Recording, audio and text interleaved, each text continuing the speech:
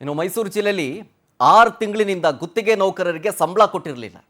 ಹಾಗಾಗಿ ಕಚೇರಿಯ ಕೊಠಡಿಗೆ ನುಗ್ಗಿ ಉದ್ಯೋಗಿ ಒಬ್ಬರು ಆತ್ಮಹತ್ಯೆಗೆ ಟ್ರೈ ಮಾಡಿರೋ ಘಟನೆ ನಡೆದಿದೆ. ಗುತ್ತಿಗೆ ನೌಕರರಂತೆ ಇವರು 6 ತಿಂಗಳು ಸಂಬಳನೇ ಕೊಟ್ಟಿಲ್ಲ. ಹಾಗಾಗಿ ಕಚೇರಿಯ ಕೊಠಡಿಯಲ್ಲಿ ಆತ್ಮಹತ್ಯೆ ಮಾಡಿಕೊಳ್ಳೋದಕ್ಕೆ ಉದ್ಯೋಗಿ ಒಬ್ಬರು ಮುಂದಾಗ್ತಾರೆ. ಮೈಸೂರಿನ ಯುವ ಸಬಲೀಕರಣ ಕ್ರೀಡಾ ಇಲಾಖೆಯಲ್ಲಿ ಆದಂತಹ ಘಟನೆ ಇದು. ಫ್ಯಾನ್ಗೆ ನೇಣು ಬಿಗಿದುಕೊಂಡು ದೀಪಕ್ ಸೂಸೈಡ್ ಮಾಡಿಕೊಳ್ಳೋದಕ್ಕೆ ಟ್ರೈ ಮಾಡಿದ್ದಾನೆ. ಪಾಪ 6 ತಿಂಗಳಿಂದ ಸಂಬಳ ಕೊಟ್ಟಿಲ್ವಂತೆ. ಹಾಗಾಗಿ ದೀಪಕ್ ಮನನೊಂದು ಆತ್ಮಹತ್ಯೆಗೆ ಮುಂದಾಗಿದ್ದ. ಈ ಬಗ್ಗೆ ಉಪನಿರ್ದೇಶಕರನ್ನ ಪ್ರಶ್ನೆ ಮಾಡಿದ್ದಾರೆ. ದೀಪಕ್ ಯಾಕೆ ಸಂಬಳ ಕೊಟ್ಟಿಲ್ಲ 6 ತಿಂಗಳಿಂದ ಅಂತ. ಯಾವುದೇ ಪ್ರತಿಕ್ರಿಯೆ ಬರದೇ ಇದ್ದ ಕಾರಣ ನೇಣಿಗೆ ಕೊರಳೊಡ್ಡೋದಕ್ಕೆ ಪ್ರಯತ್ನ ಪಟ್ಟಿರೋದು.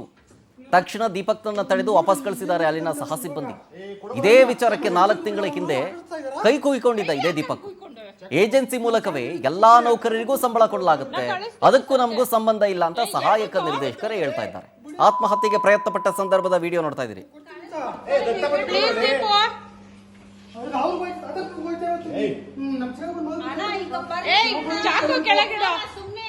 ಸಂಬಳ ಕೊಡ್ತಾರೆ ಕೆಳಗಿಡು